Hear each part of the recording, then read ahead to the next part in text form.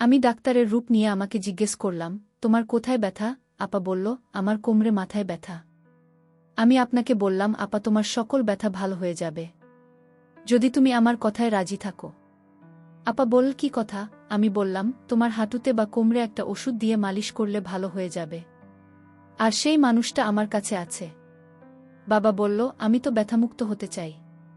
আমি আপনাকে বললাম, তাহলে তুমি সোজা হয়ে শুয়ে পড়।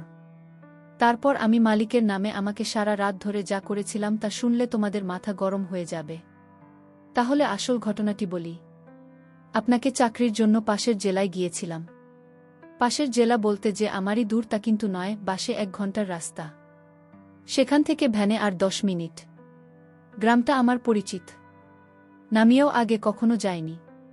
তবে যাওয়ার আগে বাড়ি থেকে শুনে গিয়েছিলাম। ওই গ্রামে আমাদের এক আত্মীয়ের বাড়ি, চাচা বাবার মাস্তুতো ভাই। ঘনিষ্ঠ, কিন্তু দীর্ঘদিন যোগাযোগ নেই। ওই চাচাকে আমি দেখেছি, কিন্তু কখনো তাদের বাড়িতে যাওয়া হয়নি। ফেরার পথে বিপত্তি ঘটল, বিপত্তি না বলে সৌভাগ্য বললেই বোধহয় ভালো হতো। দুপুরের প্রচণ্ড রোদে ভ্যানে করে ফিরছিলাম।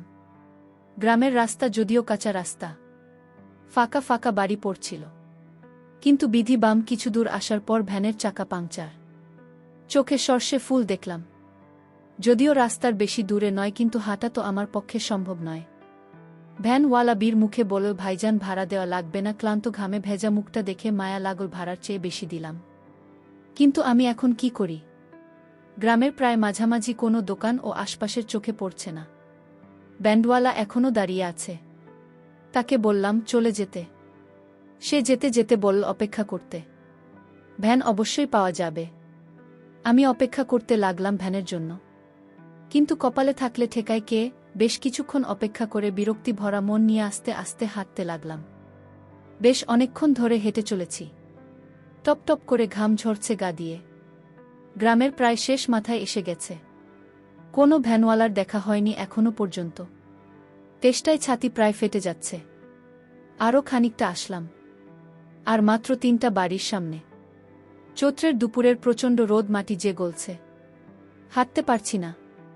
যা থাকে কপালে পানি না খেলে টিকা যাবে না ভেবে একটু দাঁড়িয়ে বাড়ি 3টার দিকে তাকালাম। প্রথমটা পাঁচিল দিয়ে ঘেরা, পরেরটা কুডেঘর মতো, তারপরেরটা রাস্তা থেকে বেশ একটু দূরে। নতুন একটা বাড়ি, বাঁশের চটা দিয়ে ঘেরা। বড় বাড়িটায় যাওয়া উচিত হবে মনে করে আস্তে করে গেট ঠেলে ঢুকলাম। সবাই আমাকে দেখে, বাড়ির বাচ্চাসহ সবাই চমকে ওঠে। আমাকে দেখে উঠোনে এক পোড়া মাছ করছে। সামনে রান্নাঘরের বারান্দায় 3 সুন্দরী মহিলা রান্না করছে। বাড়িতে ছোট ছোট বাচ্চা ভর্তি। গ্রামের পরিবেশের সাথে একটু শহরের ফ্যাশন। অত্যন্ত সুন্দরী মহিলাগুলো। যদিও বয়স হয়েছে, কিন্তু এখনও লাবণ্যময়। খোকা, কাউকে খুঁজছ? প্রশ্নের সম্বিত ফিরে পেলাম যে একটু পানি খাও। একজন বড় উঠে আস। সামনের টিউবওয়েল থেকে পানি আনা। ইতিমধ্যে বাড়ির ছেলেরা বুঝতে পেরেছে বাড়িতে কেউ এসেছে। একটা চেয়ার পেয়ে গেলাম। জীবনটা আবার পানি পেয়ে সতেজ হয়ে উঠেছে। মাছ করতে করতে মহিলা জিজ্ঞাসা করলেন, বাড়ি কোথায়? কিছু বললাম না। কোনো আগ্রহ দেখলাম না। এবার উঠতে হবে ভেবে উঠে দাঁড়ালাম। ও কি খোকা, উঠছে কেন? দুপুরবেলা বাড়িতে মেহমান আসলে না খেয়ে যেতে নেই। এটাই আসলে বাঙালিদের প্রধান ঐতিহ্য। বাড়িতে মেহমান আসলে তাকে সমাদর করা, আপ্যায়ন করা। না, তার দরকার নেই। বললাম বটে, কিন্তু কেন জানেন কি তা নয়। মহিলার দেবীর মতো চেহারায় আমাকে অনেকটা আটকা পড়ে গেলাম। বাড়ির ছেলেদেরকে তার মা বললেন আমাকে বাড়ির ভিতরে নিয়ে যেতে। বাধ্য হয়ে গেলাম। বেশিক্ষণ অপেক্ষা করতে হলো না। 10 মিনিটের মধ্যেই ভাব চলে আসবে। এতক্ষণে একা বসে বোর ফিল করছিলাম। কিন্তু যেই তাকে দেখলাম, ক্লান্তি আর বর যেন এক নিমেষে উধাও হয়ে গেল। খুব সুন্দর দেখাচ্ছে তাকে। বোধ হয় মুখে কিছু ক্রিম মেখে এসেছে। অপূর্ব সুন্দর দেখতে, শ্রদ্ধা করার মতো চেহারা, কিন্তু একটু গভীরভাবে দেখলে শ্রদ্ধার সাথে সাথে অন্য কিছু করতে ইচ্ছা করবে। সুন্দরী বাঙালি মায়েদের মতো। আমি ভাত খাওয়া শুরু করলাম। তোমাদের ওখানে আমার এক দেওরের বাড়ি আছে। কথা শুনে আবার তাকালাম। নাম কি? আমার প্রশ্নের উত্তর দিতে দিতে তরকারি এগিয়ে দিচ্ছিলেন তিনি। নামটা শুনে চমকে উঠলাম। আমার বাবার নাম বললেন। আমি কিছুই বললাম না, কিছুই চুপচাপ শুনতে লাগলাম। চিনি কি না জিজ্ঞাসা করুন। হ্যাঁ বোধক মাথা নাড়ালাম। পাঠকরা বিরক্ত হচ্ছেন বোধহয়, বিরক্ত করার জন্য দুঃখিত। হঠাৎ করে পাওয়া এই আত্মীয় বাড়ি আরাত নিজের পরিচয় দেওয়ার কারণ শুধু একটাই, তার মেয়ের চেহারা অনেক সুন্দর। যাই হোক, কিছুক্ষণ পরে চাচাও বাড়িতে আসলেন। খাওয়া দাওয়া শেষে বিশ্রাম। কিন্তু যেহেতু আমার সময় কম, তাই চাচ্ছি আমাকে তার খাওয়া বন্ধ রেখে এগিয়ে দিতে আসেন। ওই সামনের বাড়িটা তোমার বর, আপনাদের ইতিমধ্যে জেনে গেছি। আমার এই চাচির 4 ছেলে আর 2 মেয়ে, বড় মেয়ে তার বাড়িটা। চল দেখা করে আসি, কোন ছোটবেলায় তোমাকে দেখেছে। চাচির সাথে থাকতে কেমন যেন মা অনুভব করছিলাম। পৌঁছে গেলাম চাচির অল্পবয়সী ঘরে, অপরূপ সুন্দর এক মেয়ে। কোনো ছোটবেলায় তাকে দেখেছি। আসিস না কেন ভাই? আমরা তো পর আগে চাচা মাঝে মধ্যে আসতো, এখন তাও আসে না। রক্তের সম্পর্ক কি ভোলা যায়? এক নাগাড়ে বলে চলেছে আপা। আমাকে পেয়ে যেন তার কথা ফুরাচ্ছে না। তখন দেখতে এসেছে। বছর 20-এর এক ছেলে বেরিয়ে আসে ঘর থেকে, পরিচয় হল আপার ছেলে। ছোট না, 7 বছরের আরও একটা ছেলে আছে, তাকে দেখলাম না।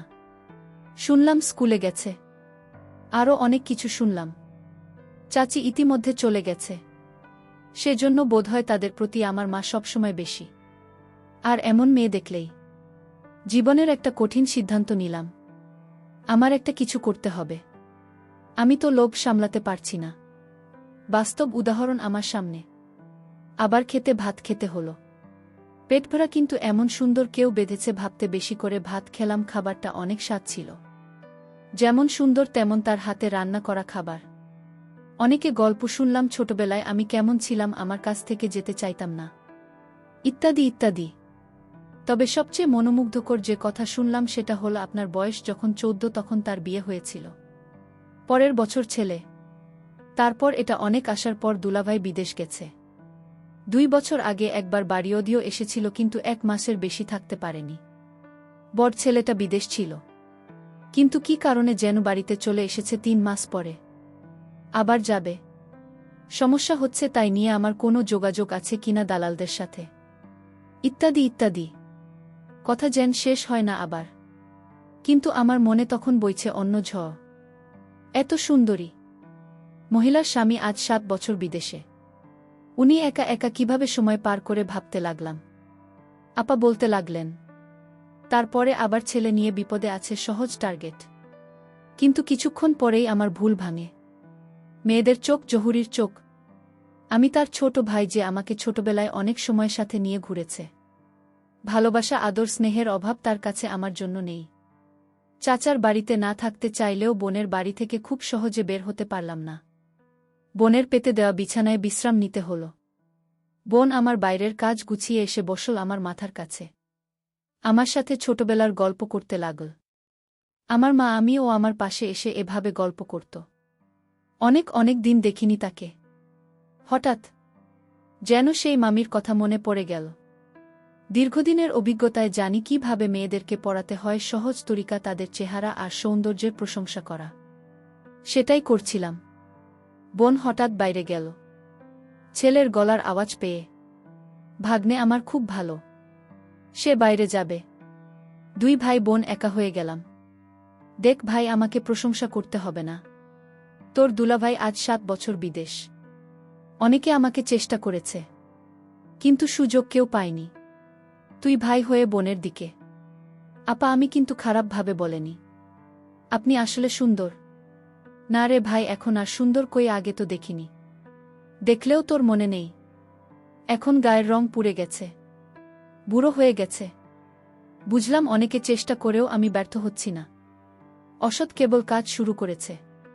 তবে সময় দিতে হবে, ধীরে ধীরে আগাতে হবে। তৈরি করলে সব হারাতে হবে। অনেকক্ষণ থাকলাম, বিভিন্ন কথা বললাম, শুনলাম। আসার সময় অন্যায় আবদারটা করে বসলাম। এগিয়ে দিতে এসে তার ছেলের ব্যবস্থা করার কথা আর বলো না। চিন্তায় পড়ে গেলাম। আমাকে কি খারাপ ভাবে? কাজের চাপে 2 দিন মনে ছিল না তার কথা। আসার সময় মোবাইল নাম্বার নিয়ে এসেছিলাম। হঠাৎ সন্ধ্যায় রিং বেজে উঠল। ভাই কেমন আছো? বোনের কথা এত তাড়াতাড়ি ভুলে গেলে? যথারীতি বোন বাড়িতে একা, কিন্তু যে অভাব নেই বুঝলাম তার কথাবার্তায়। আমাকে বসতে দিল, কিন্তু বারান্দায়। এমন জায়গায় কিছু করা যাবে না। কৌশল খুঁজতে লাগলাম। বেশ কিছুক্ষণ কথা হল বড় ছেলে নিয়ে। তারপরে আসল কৌশল প্রয়োগ করতে গেলাম।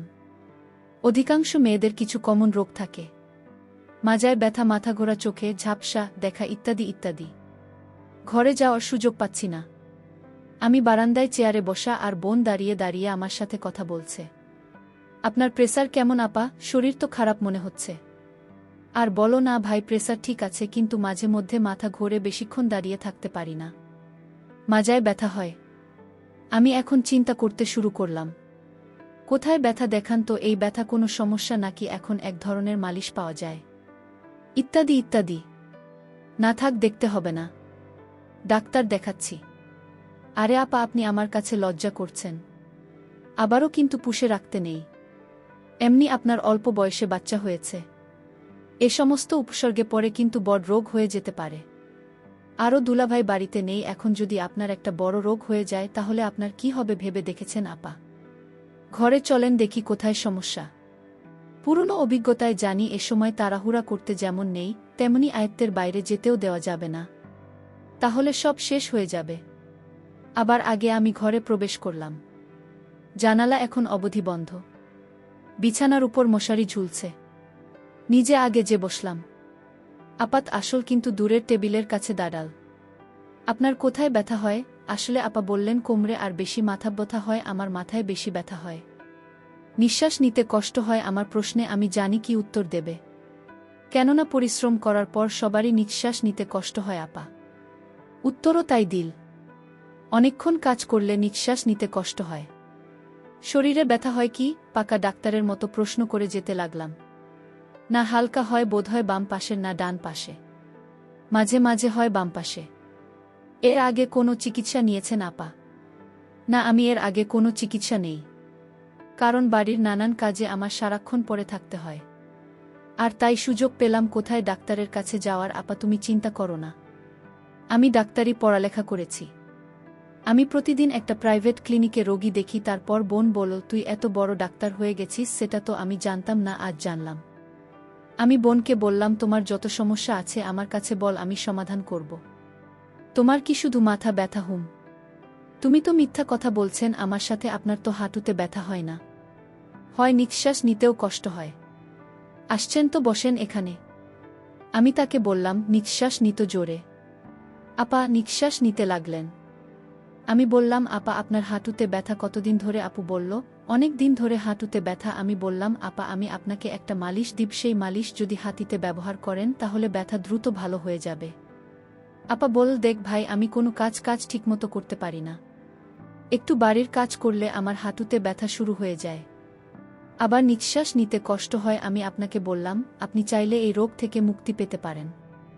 আমি বললাম, কিভাবে ভাই? আপনি শুধু আমি যা বলবো তাই করবেন, তাহলে আপনার শরীর থেকে সমস্ত ব্যথা সরে যাবে।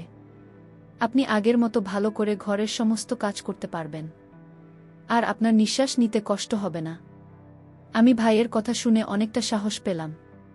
আমার পাশে এত বড় ডাক্তার থাকতে আমি তাকে কি হাতছাড়া করতে পারি? আমি বললাম, ভাই আমার এখন কি করতে হবে সেটা বল। আমি বললাম, আপনার হাঁটুর জয়েন্টে যে ব্যথা সেটা সরাতে গেলে আমি একটা ওষুধ দিব, সেটা দিয়ে প্রতিদিন ভালো করে মালিশ করতে হবে, তাহলে ব্যথা সরে যাবে। আমি বললাম, তাহলে ভাই দাও সেই ওষুধ, আমি মালিশ করে নেব। ভাই বলল, তুমি নিজে তা পারবে না, আমি একদিন দেখিয়ে দেব, তারপর অন্য কাউকে দিয়ে মালিশ করলে ব্যথা কমে যাবে। ঠিক আছে ভাই, তাহলে তুমিও সেটা দিয়ে মালিশ করে দেখিয়ে দাও, আমি পরে বুঝে নেব। আমি মনে মনে ভাবলাম, আপা এইমাত্র লাইনে আসছে, আসলে আপনার সত্যি সত্যি হাঁটুতে ব্যথা ছিল। আমি বললাম, আপু আজ তোমার বাড়িতে রাতে কে কে থাকবে? আপা বলল, কে আর থাকবে, আমি, আমার ছেলে, আর কেউ তো নাই। আমি বললাম, তাহলে আপনি আজ একটা রুমে ঘুমাবেন। বাবা বলল, কেন? আমি বললাম, আপনার জন্য আমি মালিশ নিয়ে আসব, তাই ও তাই ঠিক আছে, আমি তোমার জন্য অপেক্ষা করছি। আমি আপনাকে বললাম, আপা আমি ফার্মেসি থেকে আপনার জন্য বালিশটা কিনে নিয়ে আসছি। আপা বলল, তুমি আমার জন্য এত কিছু করছো? আমি বললাম, ভাই তার বোনের জন্য এটুকু করতে পারবে না। আমি মনে মনে চিন্তা করতে লাগলাম, এতদিনের স্বপ্ন আজ আমার পূরণ হতে চলেছে। আমি বাজার থেকে আপনার বাসায় আসলাম। বাবা বলল, তোমার জন্য আজ ভালো কিছু রান্না করেছি, আসো খেয়ে নাও। তারপর রাতের খাবার খেয়ে আমি বললাম, আপা তুমি এবার রুমে যাও, আমি আসছি। আপাত রুমে গেল। আমি তার রুমে গিয়ে দরজা বন্ধ করে দিলাম। তারপর আপনাকে বললাম, আপা আমি এবার তোমার চিকিৎসা শুরু করতে পারি। আপা বলল, না, আমি তোমার লক্ষণ বুঝতে পেরেছি। আমি এইমাত্র চাচা আমার কাছে ফোন দিচ্ছিল। আমি চাচাকে বললাম, তোমার ছেলে নাকি ডাক্তার হয়ে গেছে। চাচা বলল, আরে কি বলো তো, ম্যাট্রিক পাশ করেনি, তাহলে ও কি করে ডাকতে হবে? ওরে সব ভণ্ডামি ছাড়া আর কিছুই নয়। ওর কথা তুমি বিশ্বাস করো না। আমি বললাম, আপা আসলে আমি চুক্তি আর একটা কথাও বলবি না।